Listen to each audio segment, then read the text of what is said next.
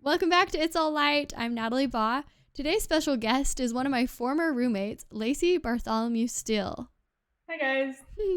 So Lacey and I didn't really necessarily plan to be roommates. I remember the day we both moved in, we were like, wait, we know each other because we had grown up in the same state and same area of Draper and had gone to the same high school. And yeah, it was so fun to just get to know Lacey. We shared a bathroom, and from listening to Harry Potter and, well, me listening to it and she just enjoying it as I listened to it, to talking about life, to Lacey's amazing, logical, smart brain talking me through all my life problems. Like, just so many good times living together at Old Academy in Provo. And I've always been inspired by Lacey. She went through the athletic training program, and just her dedication to school when we lived together was so incredible. And then seeing her meet her now husband, which we're going to talk a little bit about. But overall, it's mainly just perseverance, I feel like, is something I've gotten from you, Lacey. And I know you want to talk a little bit about that today. But first, tell us a little bit more about yourself. Yeah, so I grew up in Draper, like Natalie said. And yeah, we grew up in the same state, me and Natalie. When I saw Natalie was my roommate, I recognized you like immediately because of your curly blonde hair. And I remember like playing you in church ball and Oh, yeah. volleyball and all that stuff and like track and stuff. So it's a small world, but Dominating me in church ball, you mean? yeah, no, I'm actually pretty sure your ward beat us. Oh, if I remember correctly, but I miss those basketball days. yes. But anyways, so yes, grew up in Draper. I'm the youngest of 5. I started my post high school at Utah Valley University. I decided to serve a mission and got called to Argentina, came back and kind of tried to figure out what I wanted to do with my life. I didn't really have a lot of intentions of going to BYU, but I ended up applying to BYU, particularly to go into the Masters of Athletic Training program. I grew up playing sports and I loved medicine. A lot of my siblings went into medicine, so I knew that's what I wanted to do, and I just went full at it. And as soon as I decided to go for it, I went for it and got in, and kind of the rest is history. Yeah, so it was your bachelor's and master's at the same time. I just want to clarify that for people. So a master's in athletic training. That's so cool. BYU is amazing for that. You get to do your master's and bachelor's simultaneously. So I was actually able to get all my school done in like 4 years, graduated with both my master's and bachelor's, had an amazing time at BYU. And the summer between my 2-year master program that I was doing, I met Nathan, my husband now, just a month before I moved to medical school. Before he moved to medical school? Yes. Wow. So I guess this would have been summer of 2022. Yeah. We met, dated, really hit it off. Of 2021, right? Or 2021, yes, sorry. I was like, wait a second. No, not that fast. I was like, you got married summer 2022. No, we got married last summer. Right, okay. Yes. So he moved out here to Lubbock, which we are currently at, and that's kind of what brings me to my current state right now. So yeah. I guess that's me in a nutshell. And you're working as an athletic trainer in Lubbock. At a high school or a college? I'm working at a high school here in Lubbock. And yeah, big high school. I know a lot of people say Texas football is crazy, and I kind of just rolled my eyes at it. And then I moved here and I got into Texas football, and I was deer in the headlights. It is crazy here. Yeah. Big high school. And you had a crazy experience. What was that? Maybe about a year ago? Do you want to tell us what happened? Well, last August, after a football game, a player had went down, and I was the one covering the game that night, and I had to perform CPR for the first time in my life. And wow. This kid just went down and had to do those life-saving measures, and luckily everything was okay, but definitely like a crazy experience as far as I got in that experience, and I'm like, wait, I'm just a college student. Like, I'm not trained to do this. Like, I don't know any of these people. Like, I hardly know what I'm doing, but I knew that I was trained, and luckily everything went well. But yeah, so just talk about crazy turn of events. Yeah. Do you feel like, I feel like me knowing you handle stressful situations pretty calmly. What do you remember feeling when that was happening? Like a scary situation and you're the one to help? Right. I think my instincts kicked in. I mean, I've been CPR certified since the time I was 16, so I was able to, Mm, do everything correctly right. and properly. I think, but in my head, initially a lot of doubt snuck in. I was kind of like, I don't know what I'm doing here. Like, Right. I don't like, I'm not supposed to be here. Like, I'm just a girl from Utah. I'm just like a student. Like, and it hit me in that moment. It's like, no, like I'm the person here in the You're job. I you're a trained professional. You really are. like this is the job, this is the job world. And honestly, what happened, it was a rare occurrence, but it really humbled me, um, and made me realize, to be more confident in myself. After all that doubt passed by, I kind of just remember saying a quick prayer in my head, like, just help this situation. And immediately after that, the Mhm. kid started breathing, and the ambulance got there. And putting it into perspective, it just made me really appreciate, how everything's in God's hand and God's Mm, hands, and how everything ended up working out. right. Um, And being in the right place at the right time. I mean, in the right place. Hmm. like you you were doubting yourself yet you knew what to do and you could handle it. Hmm. That's cool. Yeah. So, super crazy thing to happen 1 month into Yeah, a job 1 month right out of into your new job. That's crazy. college, right? Yeah. But it's really molded me into like getting to get used to being here in Lubbock, and like finding a place for me in this community. So, Yeah. yeah. What else do you enjoy about your job and like your process of getting there in this program? Um, I guess it's just been a really different experience because like I said, I grew up in Draper. Mhm. And people always say that Utah's a bubble, which is true to some extent, maybe not. But Lubbock, it just is a totally different demographic, different group of kids. And honestly, when I first got here, it was really hard for me to relate to these kids because they come from such different backgrounds than I Right. do. And so that's kind of been the task this year, is how can I learn to relate to these kids, and like for them to trust me and build that relationship with them, because a lot of athletic training is you have to have that relationship and understanding with them to be able to help them Mhm. through Totally. injuries. Yeah. So for me, it's just been kind of making that adaptation to learning how to understand them. And it's been a joy in the process. It's been a struggle at times, feeling like, oh, like nobody understands me. I don't understand these kids. Like they're not Mhm. going to take this girl from Utah seriously, who like knows nothing about Texas. But Mm.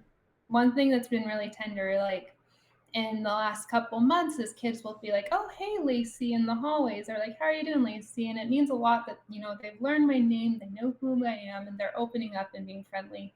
Whereas Mm. at the beginning, they're like, "Oh, like who's this random girl here?" So Right. Right. that's what's been brought me the most happiness with this new job, is getting to be a part of a community that I wouldn't wouldn't have been in unless I was put in this situation. And then also just getting to help people. It's so fun. I mean, it's very rewarding to go out to work and feel like you're helping kids, getting them back on the field. Athletic training is an awesome profession. So, That's way cool. Thanks for yeah. sharing a little bit about that. Other things as we're getting to know Lacey, and then we'll dive deeper into what she lights up about, is that she, in addition to loving all things athletics, she loves the outdoors. She shares the passion of trail running with me, and I love to see her post and share about it because she's a great runner. And yeah, so you said you're living on the flattest place on earth, but I feel like I see you still get outside and find new things in Texas, right? Yeah, you believe it is very hard to be a trail runner in Lubbock. It's one of the flattest places on earth for sure. I miss Utah. I miss the mountains so much. I feel like uh, people in Utah take it for granted so much, We but really do. it I think is that's like why the I haven't best. really left. I don't know if I could leave the mountains. Yet Yeah, I took it there's for granted. a lot of really needed and cool experiences living outside of where you grew up, you know? So, Hmm.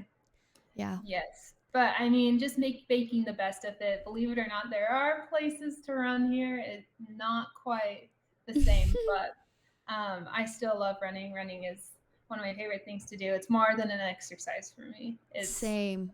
so nice just to get out, get away, Mhm. get your heart Yeah. pumping. So, Oh, I love it so much too. So what else do you light up about? We kind of talked about beforehand what we're diving into, but tell us what you light up about.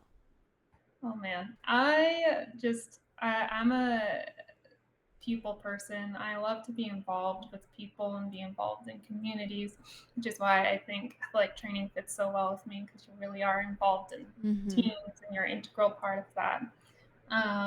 I just a few other things I love to do. I love to bake. Mm.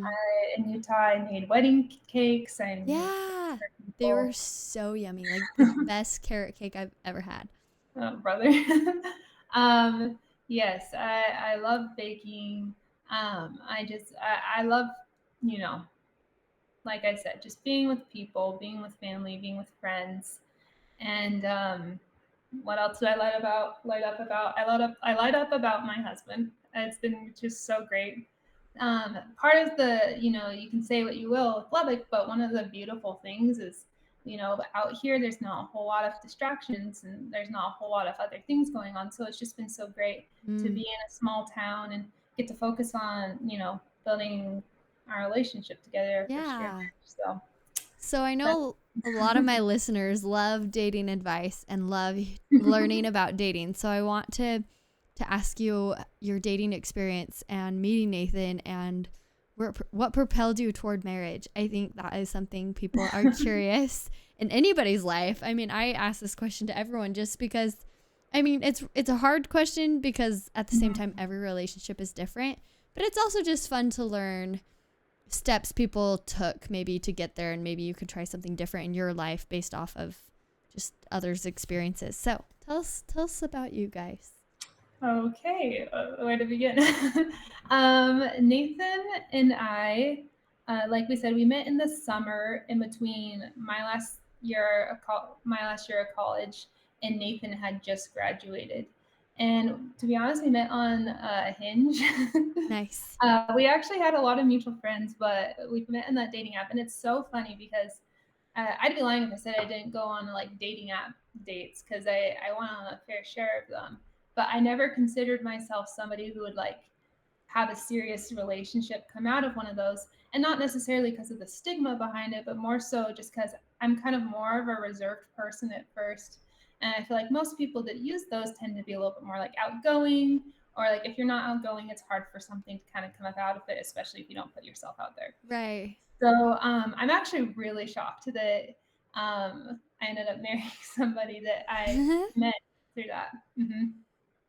Oh, sorry, did you say something? No, I was just saying, Yeah, but I think the unique thing about Nathan and I is when Nathan asked me out on a date, I knew that he was leaving for medical school in a few weeks. So I didn't feel like any pressure to like make it into anything or to play games. I kind of Mm. just went for fun. In fact, at the time, I wasn't even particularly interested in like trying to get into a serious relationship. Like I was just content with where I was. Yeah, And you were going on lots of dates, I think, at this time. I remember. yeah, Right? I just had, like I think I was just okay with like having fun or whatever. Right. Um, and Nathan, I think, was in the same boat. He knew he was going to go to medical school in a few weeks. So, like, why not just go and get to know somebody? And I would argue that the idea that, neither of us felt pressure or like had any games going on is what kind of propelled us just to have a natural relationship and grow a natural friendship. I love that. Yeah. At Nathan, about like a week into going in dates, asked me to go boating, and I think back to like if another guy were to ask me to go boating, like a guy that I like really liked, I think I would have felt like, oh, like I don't know if I want to go boating because then I'd like get wet and they'd like see me without makeup, or like they'd see how bad I was at boating because I'm not great at boating. I'm not great at like wakeboarding or like all that stuff, and like they'd Trying to see all of your impress. Yeah. insecurities. I mean, you want to try to impress people Right. you date. Right. Exactly. I think like in the past when I dated when I was younger, a lot of it was I was always just so worried about trying to impress the other person or not necessarily impressed, but like I'd always be thinking like, oh, would this be attractive, or would this be a turnoff, or would they like Mhm. this or would they not? And I was so concerned about that. But Yeah. because with Nathan, I wasn't stressed about that because like I knew he was leaving in a few weeks no matter what. You just wanted to I go kind have of just allowed fun. myself to go out there. Yeah, I went out there, I went boating with him. I fell flat on my face like 6 times in a row trying to get up on a surfboard. It was really Oh, embarrassing. that it But the first I time sometimes takes a little bit, but then it's good from right. there. That's awesome. That's awesome Yeah, that you went. totally. So then what No, shifted then? I think that totally it was just like this idea that I'm just gonna go and like be me, and like he either likes it or he doesn't. And I think Nathan felt the same way. And it got to a point like a few weeks into dating and before he left that we realized like, oh my gosh, we actually have established like a really good connection with each other and like a really good friendship with each other. And I don't think a few weeks into dating, like we obviously didn't know if like we were going to marry each other or even if we wanted to seriously date. Right. But it was at the point that we knew we wanted to continue to talk to each other. Had So he the kissed you date at did this come. point? Oh yeah. Oh yes, we kissed. We kissed pretty soon right off the bat, which is actually pretty shocking because I usually take a while to Yeah, yeah. like feel comfortable doing that kind of thing. But Mhm. no, with Nathan again, it was just like It was everything felt really natural. natural, and there was just no pressure, and I never felt anxious about it either.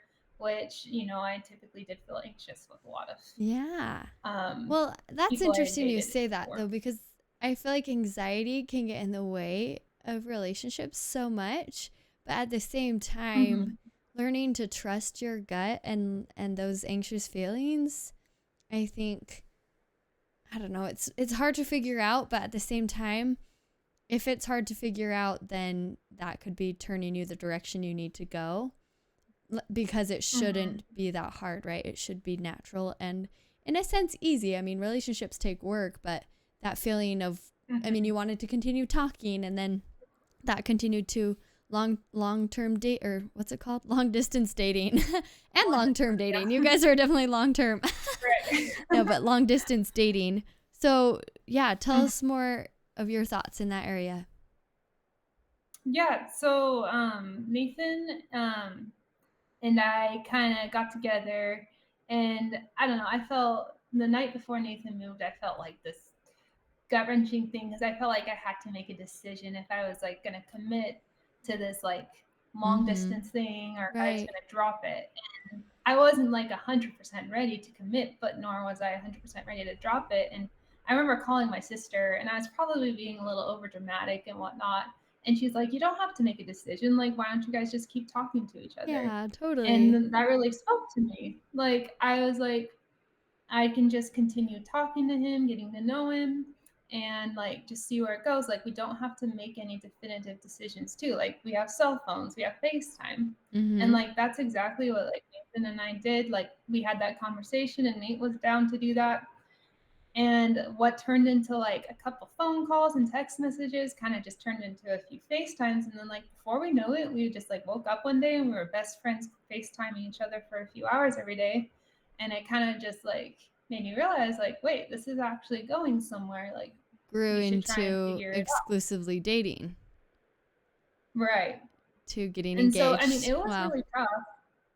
Yeah. I mean it was I mean it's not and I always kind of made fun of people that always like rushed in or like, how could you like feel that way about somebody so fast or but um, it just always felt like really comfortable with Nathan, and then we just decided to kind of make it work. So I bought a plane ticket to Lubbock for the weekend, and I went out there with him, and we just kind of just continued to date each other a few days. And then, like in November and December, he would come out here, and we just kind of keep alternating to the best of our ability so we could at least see each other once a month. Mhm. Yeah. And then the process just continuing to FaceTime each other, like talk to each other.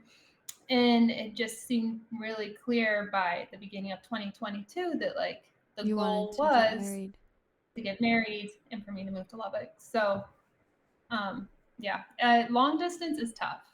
Long distance is tough, especially I can't imagine if you have like lots of other like relationship issues going on. But I really do feel like if it's the right person, like, and you have goals set in mind and you're on the same page, it's definitely doable. And in a way, I think it made Nathan and I really get to know each other, Mm-hmm. like beyond just like a physical level or like, just getting to do things together. But because we had so much time on the phone, we really got to know each other, ask a ton of questions.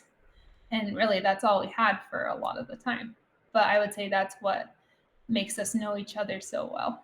Yeah. And create that best friendship. Hmm. I love that. Thanks for sharing. And I hope med school's going good for him. It's Yeah. probably He's so fine. busy. Wow. Yeah, no, it works well. We're both busy. I'm busy with work and he's busy with school, so it Yeah. balances out. Nice.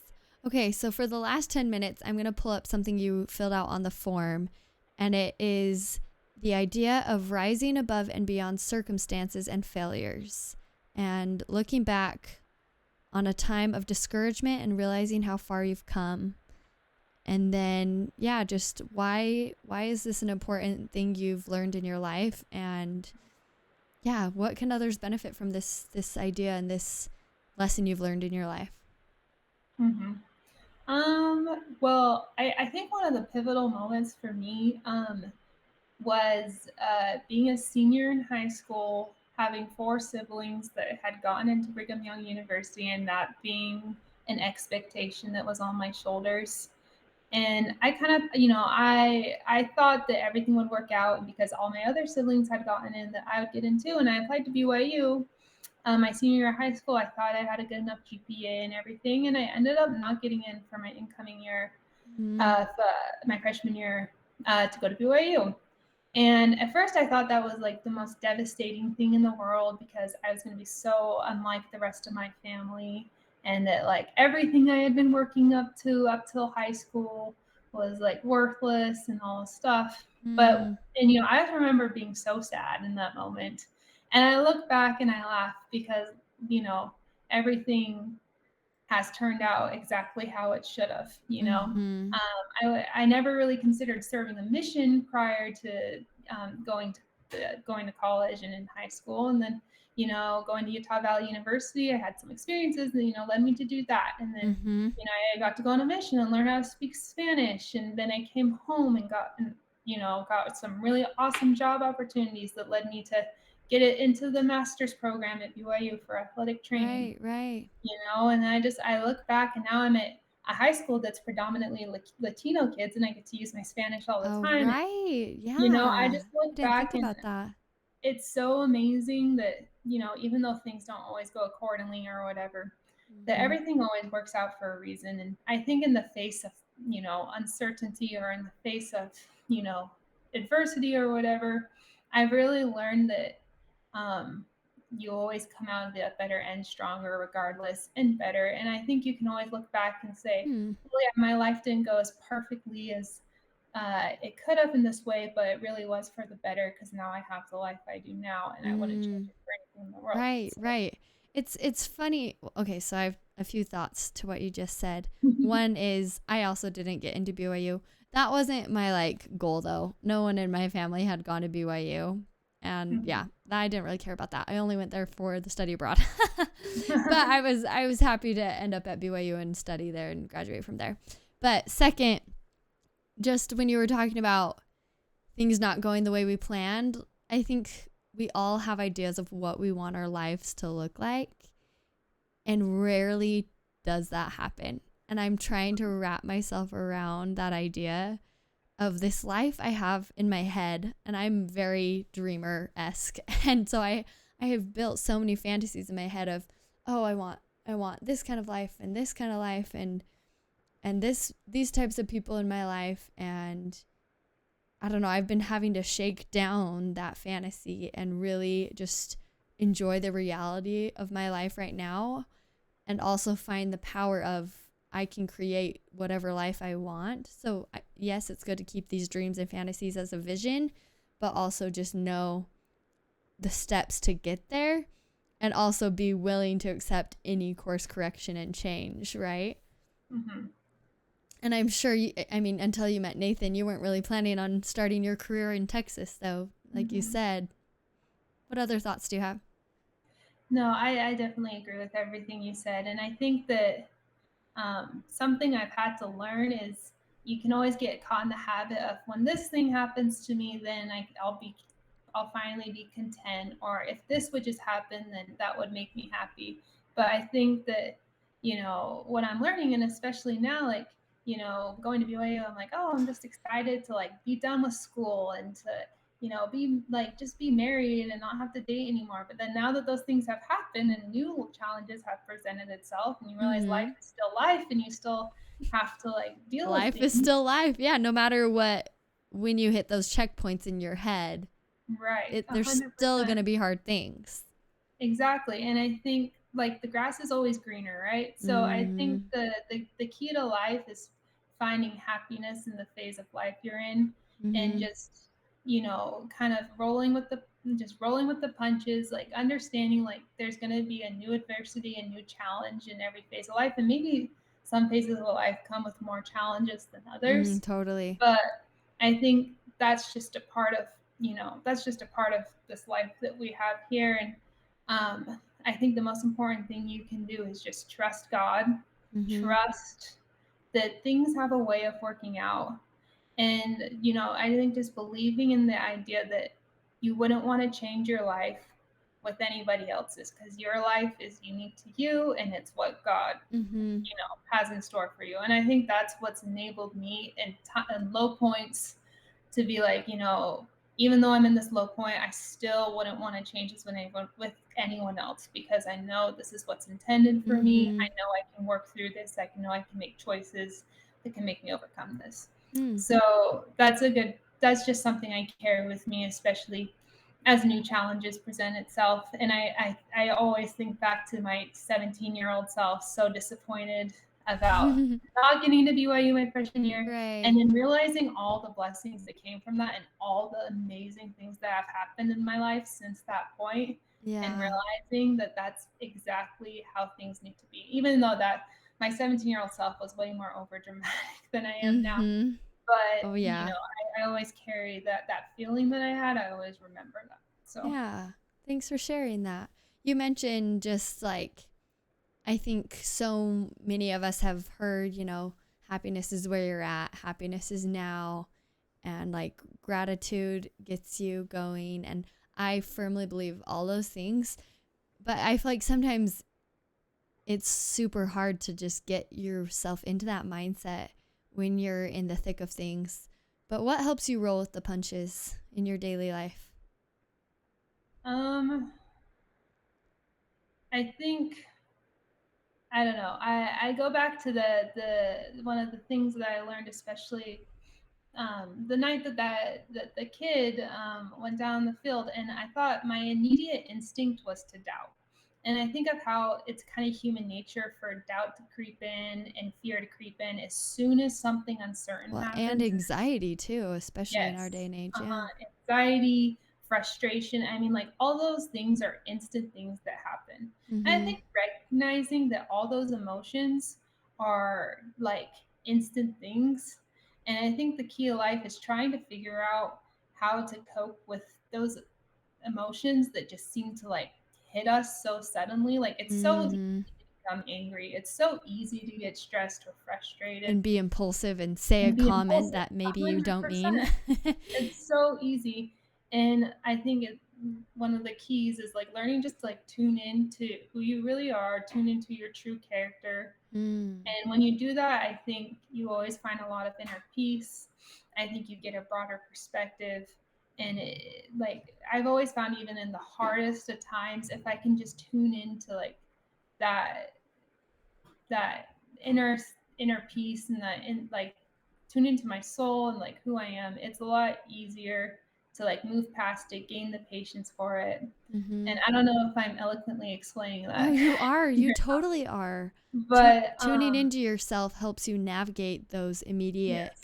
feelings, right? We Hmm. have so many feelings coming into us all the time. And Right. I don't know, for me, I'm so fast paced in my brain that it's a good thing in the sense that, I mean, like Ted Lasso says, be a goldfish, right? Like they have a 10-second memory. I sometimes feel that way. And sometimes it's like if someone says a comment that like kind of rubs me the wrong way, sometimes depending on the comment, sometimes I can just like get quiet and it bothers me for like 20 minutes. But majority of the time it bothers me for a little bit, but then like 10 seconds later I'm like back to not being bothered by that. You know, like so many thoughts and feelings, and some are fleeting and some aren't. But I love that you mentioned tuning into yourself. How do you tune into yourself, and like what has helped you develop that attribute? I feel like it is an attribute. Yeah, no, I think it takes work, and I'm still working on it like every day, because I think some days are better than others days. 100%, yeah. You know, and sometimes it's hard not to be so reactive to those feelings. But I running like is like a direct answer. I think running has helped me a lot. Yeah. Like I don't know about you, but even just running for 10 minutes, Oh I don't know yeah. what it does, or like Like exercise in general. even It just just a like mile run, resets yeah. you. Mhm. Yeah. No, I Um, feel, and I usually feel more of that like grounding when I run mhm, versus when I go like lift some weights.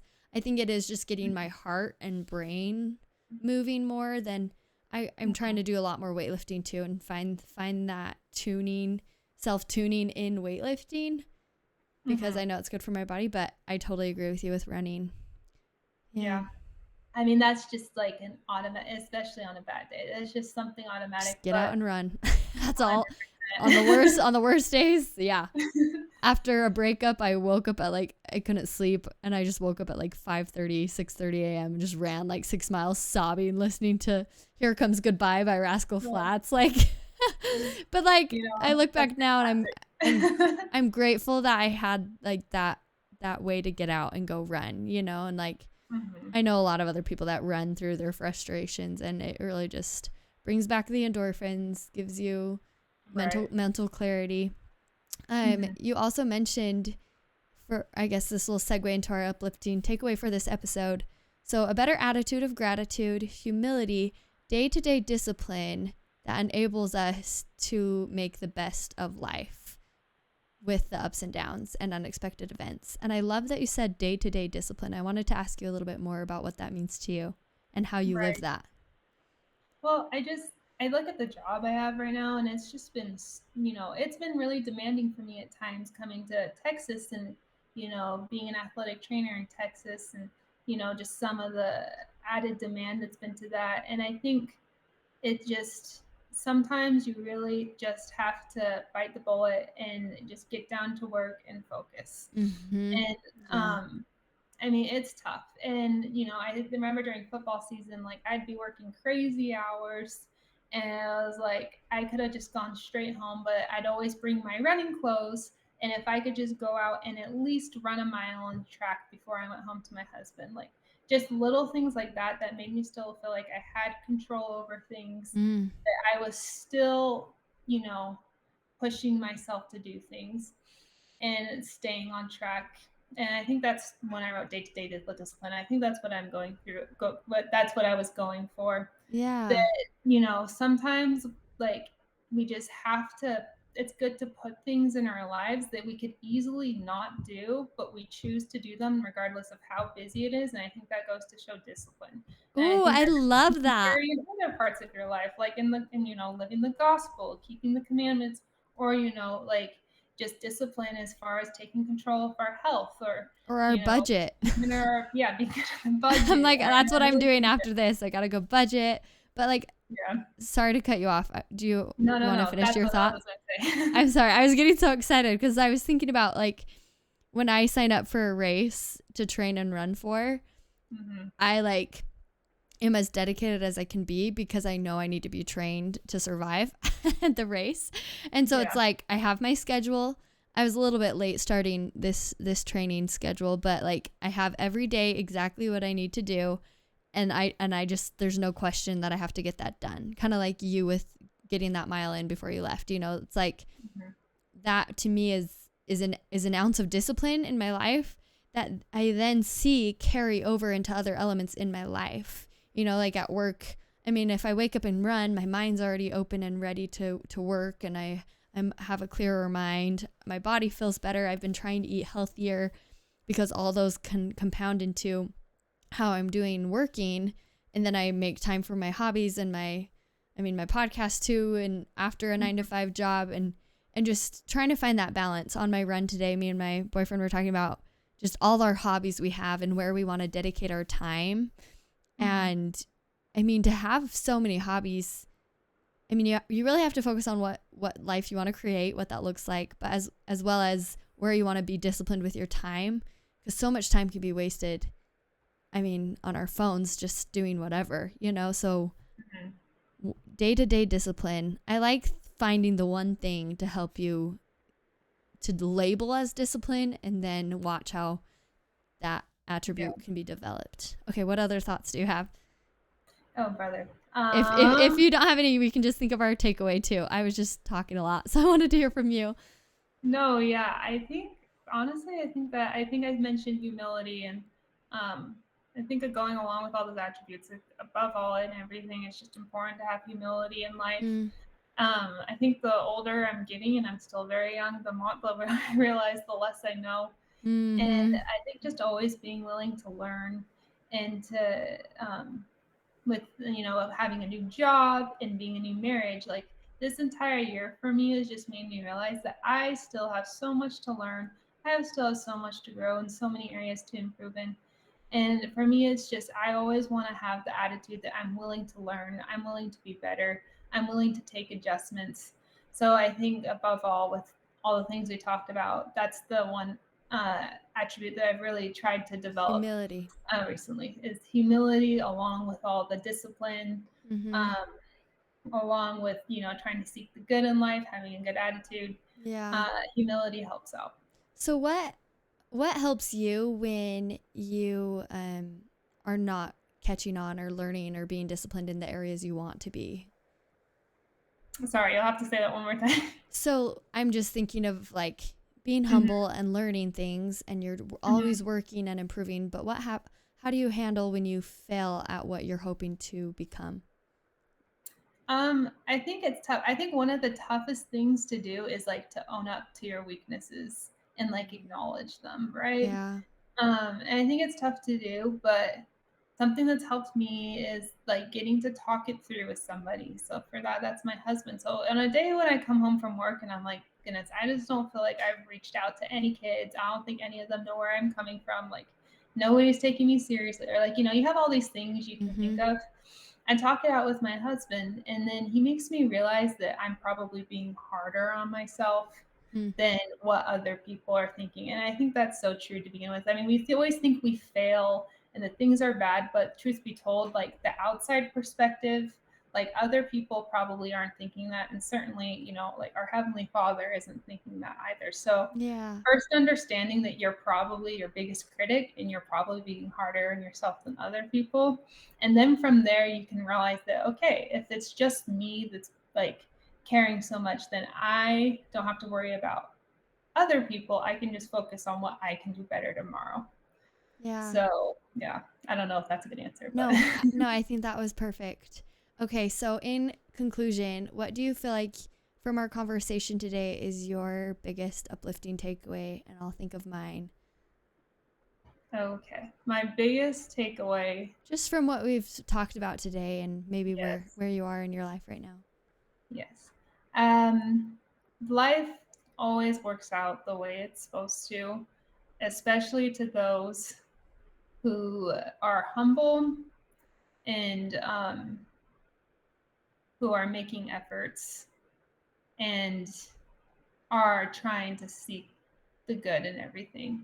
So I think that's my biggest takeaway, is how things always have a way of playing out. So no matter what season of life you're in, no matter what's going on, just holding that to your heart and trying to find joy in the moments that you're in. I love that. I feel like my biggest takeaway was the humility and day-to-day discipline. We talked about so many things that I want to try to encompass in humility and day-to-day discipline, but I'm going to go write that on my whiteboard. I think my favorite part about these podcasts is I get like a takeaway for the week that I try to focus on for that week. And I love the day-to-day discipline and humility. I think humility increases confidence, and humility helps us handle and own up to our weaknesses. Like, it's amazing how powerful it is. Humility is not just being quiet, and and not talking about yourself. It's a quiet confidence. So I'm grateful I learned that from you, and I'm so happy we had you on here to hear your wisdom, Lacey. Oh, brother, this is awesome, Natalie. You're awesome. So. It's just so fun to catch up with you and hear about your life. Best of luck with your athletic training. Wish Nathan good luck in his med school, which I know is probably so much, and you're probably the best supportive wife. So you're a great example, and I hope everyone enjoyed today's episode. We'll see you guys next week. Bye.